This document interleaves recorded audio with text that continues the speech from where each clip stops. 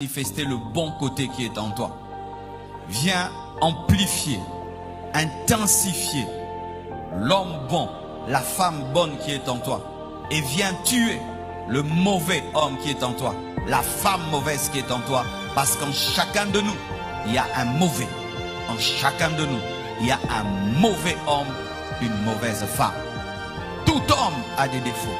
Toute femme en a. Et quand tu épouses l'homme de ta vie, tu vas voir que le mal qui était en toi commence à diminuer. Et le bien qui est en toi commence à se manifester. C'est un signe que tu as trouvé. Et si tu te maries, la personne en venant dans ta vie te rend davantage mauvais. Amplifie le mal. Tu savais que tu avais un défaut. Mais depuis que la personne entre dans ta vie, elle amplifie ce défaut. Ce n'est pas l'homme de ta destinée. Ce n'est pas la femme de ta destinée. Et donc déjà dans les fiançailles, tu peux le sentir. Si dans les fiançailles, tu étais quelqu'un de très rigoureux, sérieux, la personne venant dans ta vie commence à t'amener à diluer tes principes, ce n'est pas la personne. Le conjoint de la destinée vient amplifier le bien et vient tuer le mal. Mais s'il amplifie le mal et tue la bonne personne qui est en toi, ce n'est pas lui. Une autre chose, le conjoint de la destinée, c'est un autre toi-même, mais en femme ou en homme. C'est-à-dire que quand tu as trouvé le conjoint de la destinée, tu le regardes, tu te dis, mais c'est comme si c'est moi, mais en homme. C'est comme si c'est moi, mais en femme. C'est ce que Adam a dit. Voici cette fois-ci l'os de mes os, la chair de ma chair. Un autre toi en homme, un autre toi en femme. Une autre toi en femme. Le conjoint de la destinée, c'est ta pointure. C'est une personne qui t'est compatible. Compatible. Ça veut dire tu sens que vous êtes agencé. Vous vous complétez. Pas vous vous opposez, vous vous complétez. Lorsque la personne que tu épouses ne fait que s'opposer à toi, s'opposer à toi, s'opposer, s'opposer, s'opposer, ce n'est pas elle. L'aide ne vient pas s'opposer, l'aide vient compléter. Et souvent, nous prenons à la légère les incompatibilités dans les fiançailles. Ce n'est pas qu'elle sera parfaite ou il sera parfait. Mais si la personne que tu veux épouser t'es totalement incompatible, fais attention, ce n'est pas lui, ce n'est pas elle. Et si tu l'as épousé, ce n'est pas lui, ce n'est pas elle. Et si tu es fiancé, ce n'est pas lui, ce n'est pas elle. Vous allez toujours dans des sens contraires, toujours dans des sens contraires. Jamais vous n'allez dans la même direction. Tout le temps vous vous affrontez. A pour elle c'est B. B pour toi, c'est C pour l'autre. Quand tu vois rouge, l'autre voit vert. Quand elle voit jaune, toi tu vois rouge. Faites très attention. Le conjoint de la destinée,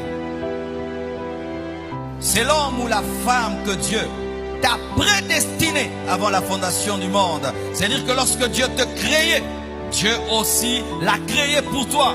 Lorsque Dieu pensait à toi, Dieu pensait à elle pour toi. Lorsque Dieu pensait à toi, Dieu pensait à lui pour toi.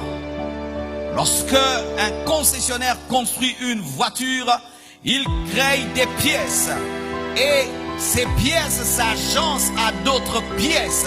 De sorte que lorsqu'on les met ensemble, tu croirais que c'était une même pièce. Mais quand on lève les boulons, tu sens que c'est agencé. Lorsqu'il créait le vilebrequin, il créait un endroit pour mettre cela. Tu ne vas pas en démolir un moteur et puis tu veux le remettre à sa place. Et puis il y a une pièce qui manque de place car il était prévu qu'il y ait une place. C'est une personne préparée en avance. C'est pourquoi tu dois consulter le Dieu de destinée pour découvrir la personne qu'il a créée pour toi. Le conjoint de la destinée a été le conjoint de ta destinée avant que tu ne naisses, avant que tu ne sois créé. Dieu l'a créé pour toi. C'est-à-dire, lorsque tu étais une masse informe, il y a aussi quelqu'un qui était une masse informe pour toi. Lorsque tu n'étais qu'une pensée, il y a quelqu'un aussi qui était une pensée pour toi. En te créant, Dieu l'a créé pour te compléter. C'est cela, le conjoint de la destinée. Le conjoint de la destinée. C'est l'homme ou la femme que Dieu t'ordonne d'épouser. Oui, j'enseigne sur l'amour. Il faut se marier par amour.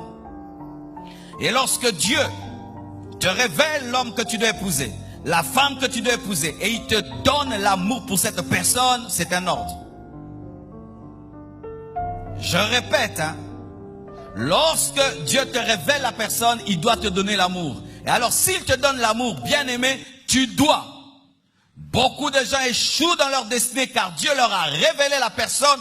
Dieu a aussi donné de l'amour, mais des personnes insatisfaites, voulant toujours plus et plus et plus et plus, et puis épousant la mauvaise personne.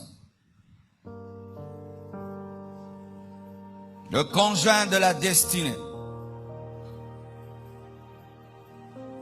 C'est une aide, pas un opposant.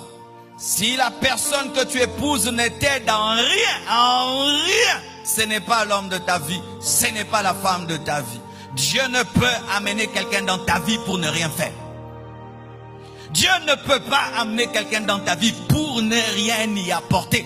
Regardez même les ongles, ça sert à quelque chose. On t'enlève les ongles, tu as un problème. Il y a des petites choses que nous trouvons inutiles, qu'on t'enlève seulement cela. Tu trouves que tu deviens malade. Et alors tout un homme, toute une femme qui vient dans ta vie pour rien y apporter. Ce n'est pas lui, ce n'est pas elle. Le conjoint de la destinée vient toujours avec une mission. La conjointe de la destinée vient toujours avec une mission. Aider, te propulser vers ta destinée. T'aider à atteindre le but de ta vie. Le conjoint de la destinée. C'est un semblable, pas un contraire. Un semblable. Un semblable. Il est comme toi, mais en femme. Comme toi en homme, mais semblable. Pas un contraire. Certains disent que les contraires s'attirent, mais moi je crois que les besoins s'attirent. C'est-à-dire que j'ai besoin d'une femme qui va me compléter dans ce domaine. J'irai chercher celle qui a une qualité que je n'ai pas. Mais ce n'est pas qu'elle est mon contraire. Elle est ma semblable qui va me compléter. Alléluia. Ces deux mains sont semblables et peuvent se compléter. Mais ça c'est la main droite, ça c'est la main gauche. Lorsque je les assemble, ça fait un gros coup de poing. Amen. Mais la main gauche n'est pas la main droite, mais c'est semblable. Mais si tu veux prendre ta main droite, tu veux maintenant la mélanger à ton pied, ça va marcher? Non, ce n'est pas semblable. Alléluia. Alléluia. Lorsque vous voulez mélanger des choses dissemblables, vous êtes comme Adam qui veut épouser une guénon. Lorsque vous voulez vous marier avec des personnes dissemblables, vous êtes comme Ève qui veut épouser un lion. Dissemblable. L'homme de ta vie, la femme de ta vie sera une aide semblable. C'est un consolateur. Alléluia. La Bible nous dit que lorsqu'Isaac a trouvé Rebecca, il fut consolé de la mort de Rebecca. Si celui que tu épouses, il fait que te faire pleurer, te faire pleurer, te faire pleurer. La femme que tu épouses ne fait que te faire pleurer, te faire pleurer, te faire pleurer, te faire pleurer, te faire pleurer. Depuis que vous êtes fiancés, tu pleures, tu pleures, tu pleures, tu pleures, tu pleures, tu pleures, tu pleures. C'est un mauvais signe. L'homme de la destinée, la femme de la destinée est un consolateur. Un consolateur. Un soutien. Un conseiller. Et un bon conseiller. Pas un mauvais conseiller. Un bon conseiller. C'est-à-dire que quand tu étudies les conseils qu'on t'a donnés, ces conseils sont souvent les meilleurs. Alléluia. Un bouclier dans la guerre. Lorsque tu as des moments de conflit, des luttes, l'autre ne vient pas encore te tuer, mais il vient te soutenir. C'est cela, un conjoint de la destinée.